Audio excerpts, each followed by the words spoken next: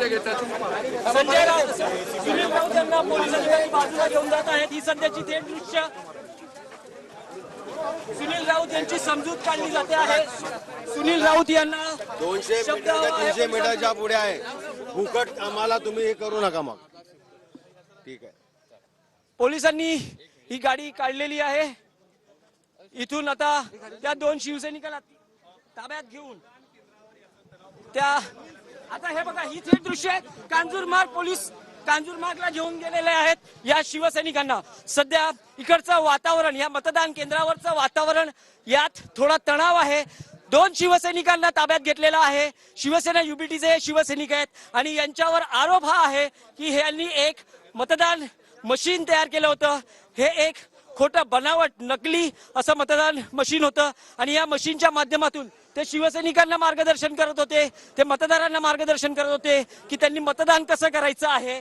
पण 100 मीटरच्या बाहेर हा सगळा प्रकार सुरू होता असं शिवसेना युबीटीच्या पदाधिकारी नेत्यांचं म्हणणं आहे. पुन्हा एकदा आपण सुनील राऊत यांच्याशी बोलणार आहोत. पक्षाचे आमदार सुनील राऊत आपल्यासोबत आहेत. सुनीलजी, आता ताब्यात घेतलेला आहे कांजूरमार्ग पोलिसांनी. त्यांना तुम्ही भूमिका घेतली होती की त्यांना ताब्यात घेऊन देणार नाही, अडवणार. किती वेळात सोडतील असं म्हटलेलं आहे.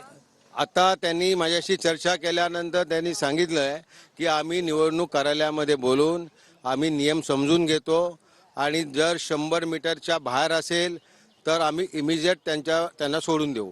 परंतु आता तुम्ही जिथे उभे आहात तिथे व्होटिंग हे आहे आणि इथून जवळजवळ 300 मीटरवरती आमचं ते टेबल होतं. परंतु पोलीस यंत्रणा आता पूर्णपणे भारतीय जनता पार्टीचे सर्वंट म्हणून काम करत आहेत. भारतीय जनता पार्टीचे सर्वंट म्हणून पोलीस काम करतायत, दबावाखाली काम करतायत. माझं त्यांना विनंती आहे की 4 जूनला हे सरकार चेंज होणार आहे. 4 जूनला सरकार चेंज होणार आहे. त्यावेळी तुम्ही काय करणार? मग तुम्ही काय करणार?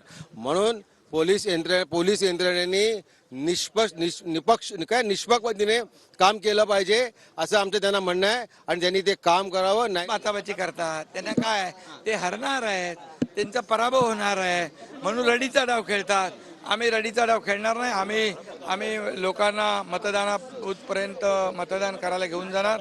हा रडीचा डाव त्यांना पराभव दिसू लागलाय, त्यामुळे हे सगळं चालू आहे. पण दोघं आपच्यात भिडलेले आहेत, त्यामुळे पोलिसांना काय आवाहन करा? कुठल्या मुद्द्यावरती कोणी कायदा हातात घेऊ नये. कायदा सुव्यवस्था राखण्याचं काम पोलिसांचं आहे. कायदा कोणी हातात घेतला तर त्याच्यावर कडक कारवाई केली जाईल. श्रीकांत शिंदे आणि राजन विचारे हे 2 टर्म खासदार राहिलेले आहेत. आहे बाजू